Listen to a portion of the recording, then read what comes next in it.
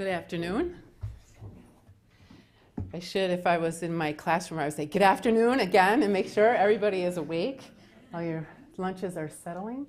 All day I've been listening, and yesterday I've been listening to people talk about this other half that Mark now sort of did a nice transition to, because I think that's what we're going to be speaking to. But it also causes me to ask the question, and if there truly are another half, then who gets to say which is the other, right?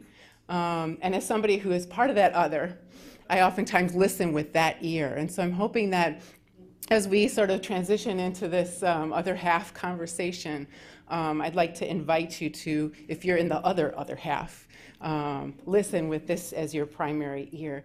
It's also made me think about the text by my colleague Stephanie Coons called The Way We Never Were. Right, that we have this nostalgia and idea about the 1950s as though Beaver Cleaver was a documentary rather than a show. And so I'm also hoping that we can use foster care as sort of a case example to unpack some of the assumptions that we have about the way people live that many of us who even use those examples didn't live ourselves. Right? To rethink about family and all the ways in which people experience family that are way outside of Beaver Cleaver, and I would argue most of us have some degree of that. So I'll be talking about the ways in which foster youth are distinct in that way, but I think there's a lot of points of connection beyond the case of foster care. So child welfare policy mandates, child welfare system operates off of three primary mandates. This is sort of a child welfare 101 for those of you who aren't as familiar with this context in this institution. And most of what I'll be talking about today is well-being. Well-being is a very fuzzy concept, which we could probably have a conference alone on defining what exactly that is, how do we measure it, how do we unpack it, how do we know when it's there. Approximately 400,000 children are in foster care at any given day. And probably what most people don't realize is most of those kids are not adoptable, they will not stay in foster care, and they will return home. And that's the way we want that to happen. We want to see kids have an opportunity to be returned back to the families that they were originally removed from. And so only 60,000 of those kids are available for adoption. Those who the system fails to find permanent families for, and stay in so long that they become too old to stay in foster care anymore are what we called aged out, or sometimes they'll refer to those kids as emancipated. And that group of kids represents only 11% of kids' ways in which young people exit from the foster care system. In 2011, our most recent statistic, that was 26,000 youth who aged out of care. And I think what's important to sort of point out about this particular population is that the families that characterize their experiences are quite distinct. They're highly complicated experiences. Many of them have experienced more than one family context, more than one parent figure. So that this is a population at early adulthood who sometimes is reaching adulthood by renegotiating for the first time on their own without intervention from a caseworker or supervision or regulation from an institution, their own family relationships. And so that marks their sort of early adulthood and the relationships that they may be having with biological parents, with foster parents, as a little bit different. I think it's also important to sort of think about that in terms of what it says about challenging some of our assumptions that we've been talking about during your young adulthood time in terms of who the people involved are to one another. The young adulthood for this group oftentimes unfolds without a consistent set of parents or a consistent family context, without benefit of a parent-child history, sometimes with disadvantage of a complicated, fractured, or unhealed family history. Some youth do not have any legal set of parents at all, right? So some have to be financially independent at 18. Some people go to college without the support of parents, right? Without a place to go home for Thanksgiving.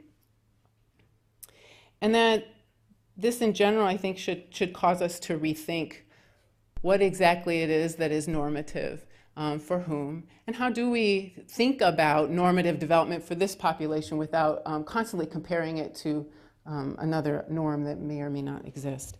So this particular population is one where we actually do have some policies that mark, supports, for this group, and two that I'd like to bring to your attention, though there certainly are others, is the Foster Care Independence Act, which originally got its start in 1986 as part of the amendment to the Social Security Act, but now requires or allows states to provide through John H. Chafee foster care independence programming independent living skills. So these are a series of programs which interestingly have been found to be less than effective. But the idea is that we're going to teach young people who are going to have to be independent how to do things like life skills, hygiene, bank accounts, job skills, kind of basic fundamentals of living.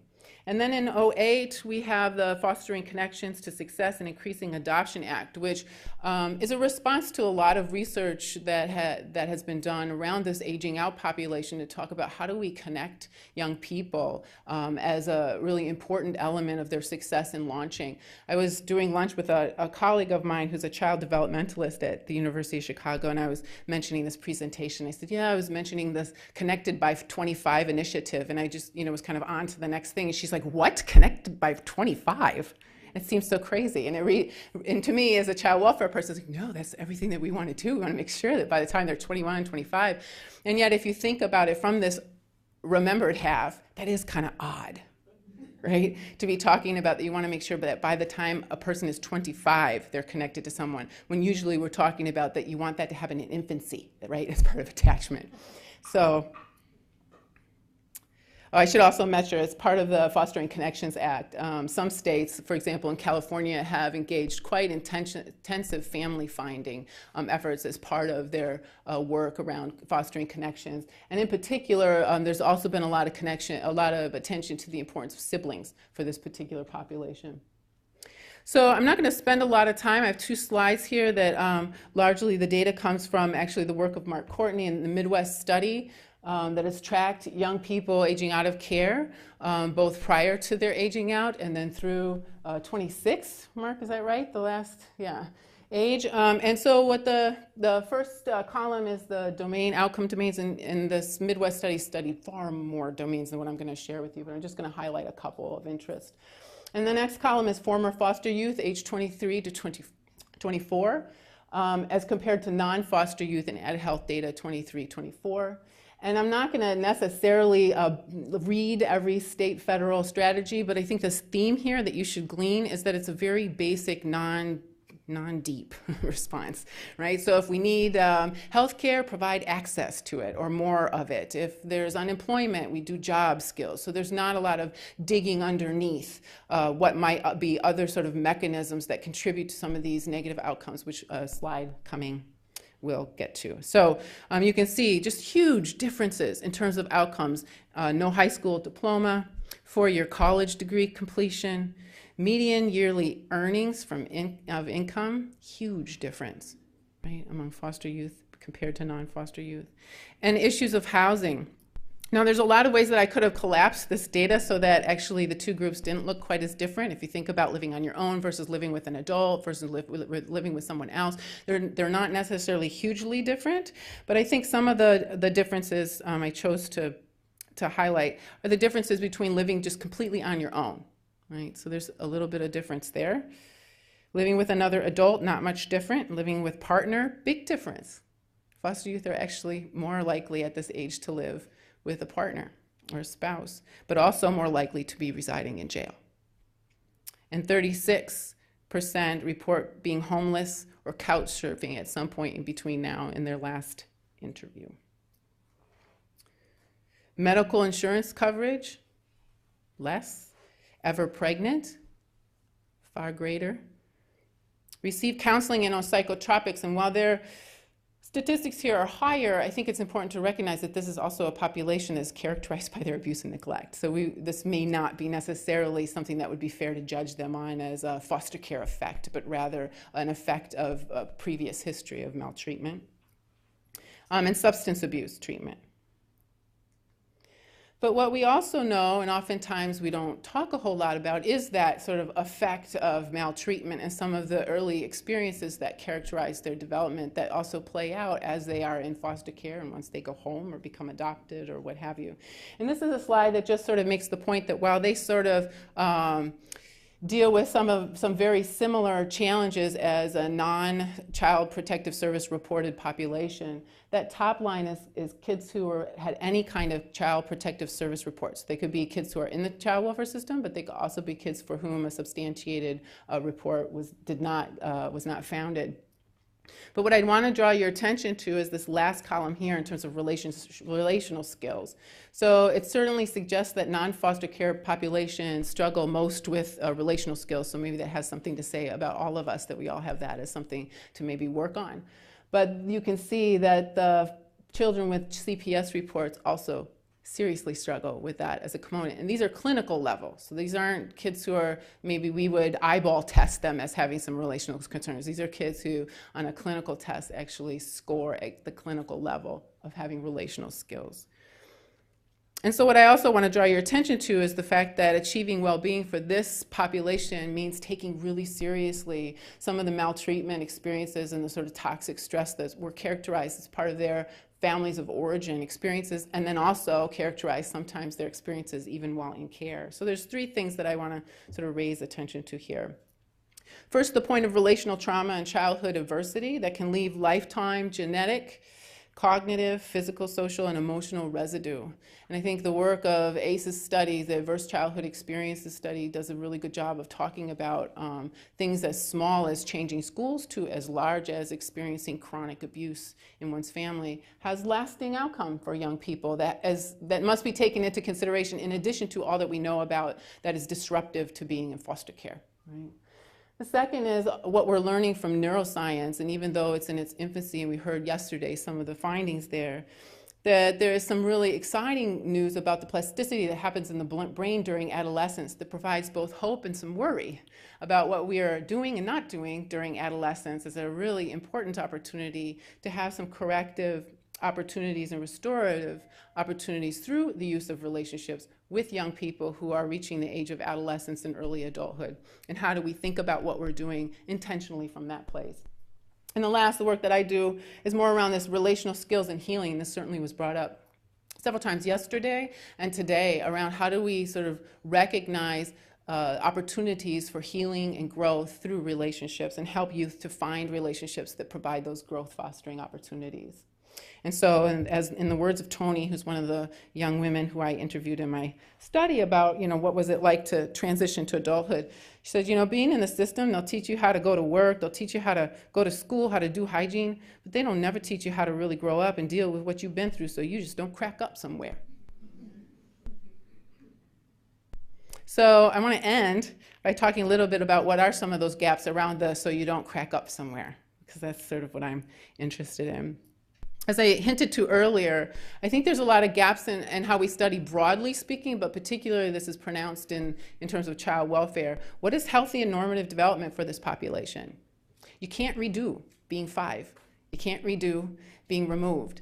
So what does it look like to come through that kind of experience and still be resilient and healthy and have a hopeful future?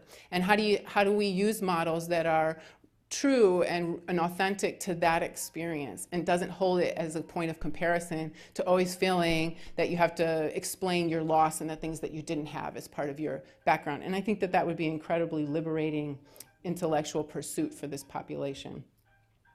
What practices support healing from adverse family dynamics and enhance abilities to retain and create meaningful and mutually growth-fostering relationships into adulthood? And to be thinking about this within more than one family context. Because as many of us who study this population know, many of these young people return in various forms and shapes to the very people who we spent a whole lot of energy, money, and time keeping them from. And so how do we help them to make sense of these multiple parent figures and family identities in ways that serve them into adulthood? that the processes of returning home for other purposes might be going on for this population. So we've talked a lot about living at home after you go away to college for economic reasons, and that certainly could be true for this population. But it could also be that you're returning home to do identity work, to figure out where do you belong, to reconnect with people who you feel like you've been disconnected from, or to help your mother, your father, your brother, your sister, and to provide that kind of support to people who you feel need you. Examining the relational and emotional health components to outcomes of unemployment, homelessness, crime, education, attainment, etc. That a lot of times when I talk to young people and who have not kept a job for very long or are living 7 places since the last time I talked to them, a lot of what they describe are actually relational issues that impaired their ability to deal with a difficult boss or to whatever it may be, right? And so how do we understand relationships as important assets in and of themselves, but also as important skills and assets that also have benefit to these other outcomes that we care about? And explore other risks and protective factors beyond individual. That maltreatment and foster care are 2 distinct factors that likely independently shape outcomes among foster youth and adulthood. That our research suffers from selection bias. How do we know when we do studies on aging out of foster care that it's really about aging out of foster care as opposed to something else? And so how do we study things in ways that recognize the similarities across permanent outcomes, like adoptees might be very similar to youth aging out of foster care? I talked about this earlier. We lack interventions that facilitate specific outcomes that we were wanting to achieve. And finally, that how do we think about what well-being is? And I think sometimes we think about it in incredibly simplistic ways when it comes to how we measure this. It's not necessarily the absence of risk or negative outcomes. So just because I'm not homeless or just because I'm not sick or I have a job doesn't mean that I'm well.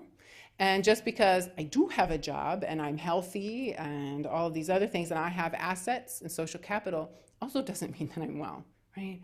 And yet we know these things sort of matter in terms of well-being. So how do we employ methods and ways of thinking that are more complex and really pursue all of this with the goal of having an integrative science, an empirical base that really allows us to make informed decisions to support the well-being of children and families.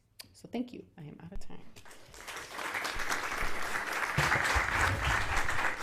And now we're going to hear from Elizabeth Lauerbash from the Center for Law and Social Policy.